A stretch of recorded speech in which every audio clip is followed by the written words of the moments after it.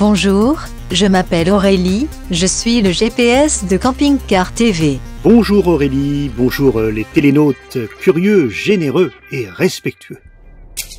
Nous nous étions quittés à la porte de la Drôme provençale et nous sommes en train de remonter. Limar. Quoi Limar? Monter Limar, c'est là que nous allons. Limar et non Carlo ou Christo. Dis donc, mais tu es très en forme ce matin. Ni même Théo. Théo, là je comprends pas. Théo, c'est son prénom. Son nom de famille, c'est Jasmin. Mon Théo Jasmin? Mais normalement c'est moi qui fais des blagues pourries. C'est parce que j'ai faim. Bon, bah tu vas être contente, nous allons dans un endroit très particulier. C'est tout à la fois une fabrique de nougat, un musée qui se visite, et c'est un petit restaurant pour le déjeuner. Et les gens du coin ne s'y trompent pas, ils y vont souvent, et ça c'est un gage de qualité. Bonjour Didier Honoré. Bonjour le G-optimiste. Dis donc, tu me reçois dans ta salle à manger là? Eh oui, quasiment, c'est notre quotidien.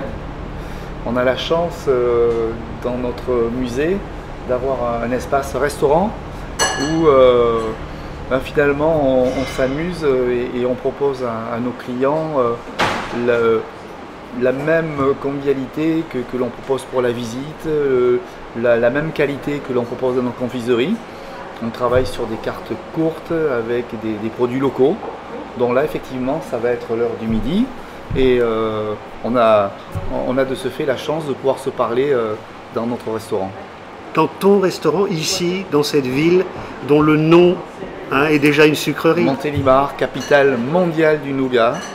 Et vous êtes ici dans la plus vieille fabrique artisanale de Montélimar, puisqu'Arnaud Soubeyran a été créé en 1837.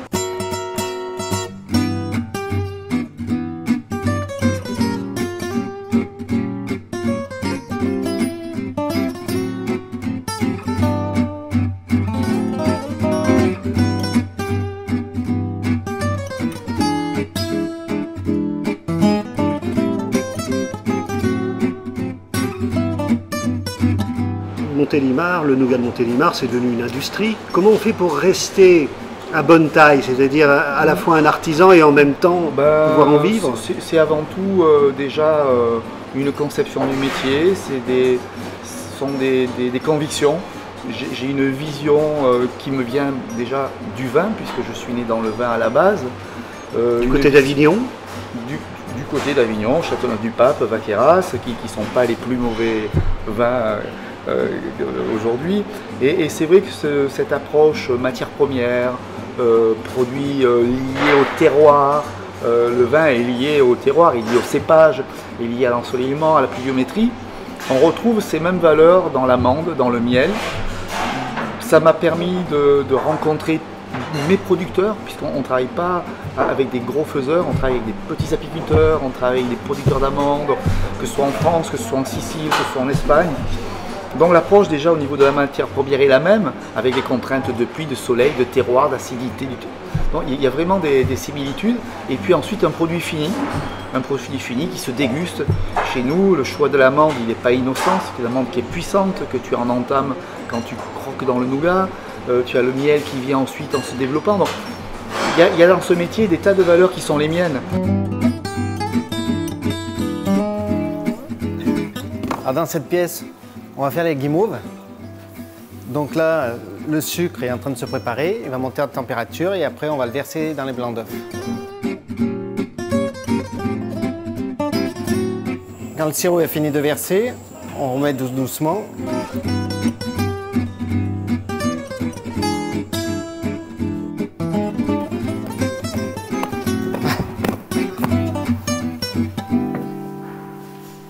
Il y a à peu près 5 kg de matière là.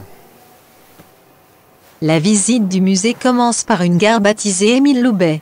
Il était originaire de la région et offrait du nougat à tout visiteur étranger, du moins ambassadeur, ministre, président, qui lui rendrait visite. Donc le nougat, grâce à Émile Loubet, a été offert un petit peu partout dans le monde. Alors on quitte la gare et on rentre en Provence. Voilà. Parce que là il y a une tradition de calisson qui est quand même extraordinaire. Alors, calisson, effectivement, alors l'originalité de notre musée, c'est que l'on voit, on cache rien. Donc comme quand tu arrives dans ton restaurant, tu vois la cuisine, l'idée était de faire un musée interactif où on puisse voir nos salariés travailler Donc quand tu arrives dans le restaurant, tu as d'un côté la cuisine, de l'autre la fabrication et la découpe de la guimauve à l'ancienne.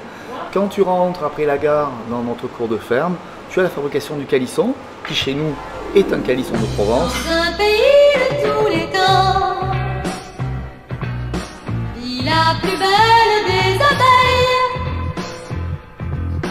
que l'on ait vue depuis longtemps, s'envoler à travers le ciel. Cette petite abeille porte le nom de Maya, petite oui mais espiègle Maya, qui n'a vraiment peur de rien, qui suit toujours son chemin. Venez donc découvrir la malicieuse Maya, petite oui mais espiègle Maya, tout le monde aimera Maya, Maya,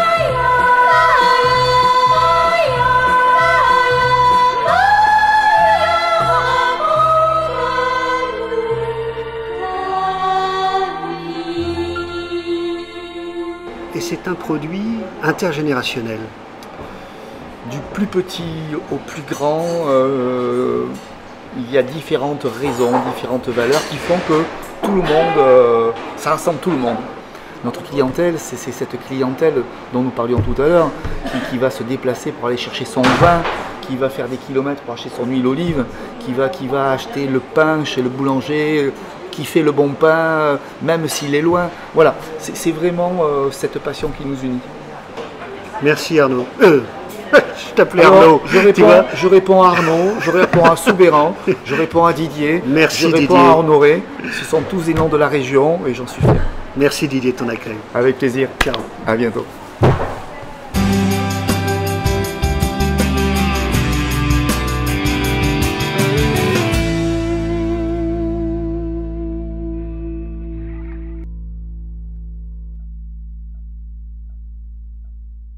Ben, on l'a décidé et on veut absolument le faire. Hein. Ben, voilà, tout simplement, ben, on met une maison en vente au Seine-Marie-de-la-Mer en Camargue.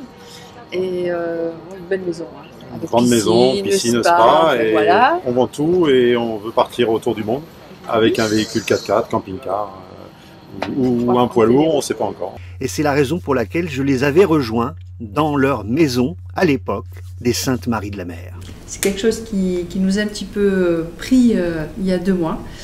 On s'est réveillé un matin et bon, suite à certaines rencontres qu'on a fait aussi au hasard de l'été, et on s'est dit, et si nous aussi on partait? Et si aussi on larguait les amarres et voilà, on lâche les chaînes et on va découvrir la planète, quoi, découvrir le monde. Alors on en est où Sylvia?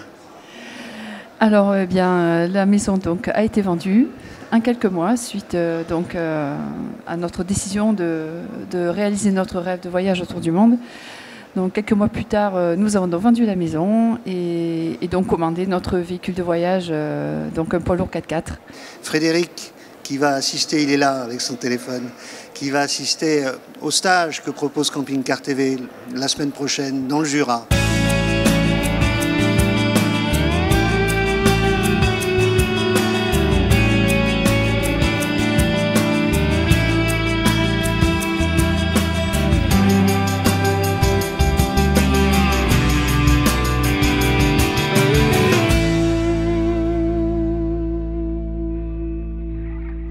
Sylvia et Fred, ça y est, vous y êtes, on est où là? Dans l'X-Track, ça y est, on y est après tant de mois de rêve et d'imagination, on est dans le concret. Hein. Il a commencé quand le voyage alors? Ben, pour nous, il a commencé en août 2016. Parce que dès que tu montes un projet comme ça, c'est énorme. Mais depuis 2016, oui, on voyage dans notre tête, ça c'est sûr. Et les derniers mois, on est déjà au Maroc dans notre tête. De toute façon, l'aventure commence dès le moment où on imagine l'aventure. Et la préparation fait partie intégrante d'un voyage. Et je dirais que c'est même très très excitant.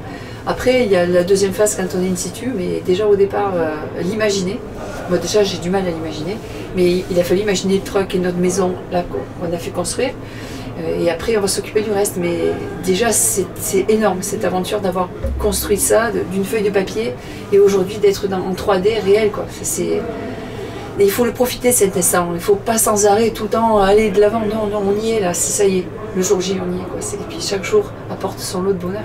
Et ça, il faut le profiter. On sait à peu près où on veut aller, mais on n'a pas de piste prévue. C'est au jour le jour qu'on veut voyager. Être libre comme le vent, là où on a envie de se poser et de redécoller. Tu sais, comme un peu une feuille qui vient se poser, et puis le vent l'emmène un peu plus loin, mais elle ne sait pas où elle va aller se poser. Ben, c'est un peu ça. Bon, puis vous nous envoyez les images, hein? Oui, on a un petit peu de matériel pour envoyer des images. Tu es parti en formation en plus. J'ai fait une formation avec. J'ai fait une formation avec le Géoptimiste. Et puis de temps en temps, on se croisera sur la route. Et oui, parce que tu es un grand voyageur aussi. Hein, donc. On espère bien te croiser rapidement. En tout cas, notre première rencontre, on ne pensait pas un jour être là 18 mois plus tard. Ça, c'est génial. C'est même très émouvant pour nous de te revoir aujourd'hui. Et je pense que toi aussi, ça doit être. Tu nous as vu démarrer, naître quelque part. Et aujourd'hui, c'est fou. Bon voyage. Sylvia et Fred vont prendre la route et devenir des voyageurs, comme le Géoptimiste et son média mobile.